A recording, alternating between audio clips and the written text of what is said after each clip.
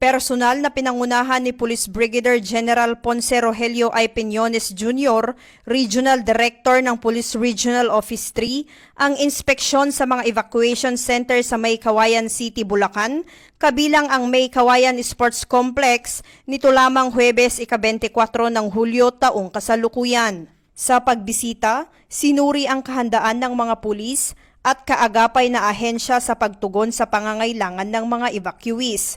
Kabilang sa kanyang tiningnan ay ang seguridad, distribusyon ng pagkain at tubig at pagkakaroon ng serbisyong medikal.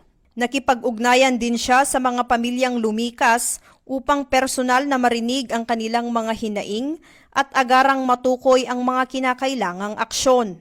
Binigyang diin ni Police Brigadier General Peñones ang kahalagahan ng disiplina at malasakit sa serbisyo at hinikayat ang mga pulis na manatiling alerto at maaasahan sa panahon ng kalamidad. Ang kanyang pagbisita ay alinsunod sa direktiba ni PNP Chief Police General Nicolas Torre III na agarang 5 minutes response na layong tiyakin ang mabilis at epektibong pagtugon sa mga sitwasyong pang-emergency. Patuloy ang Pro-3 sa pakikipag-ugnayan sa mga lokal na pamahalaan at ahensya upang mapabilis ang paghahatid ng tulong sa mga apektadong mamamayan.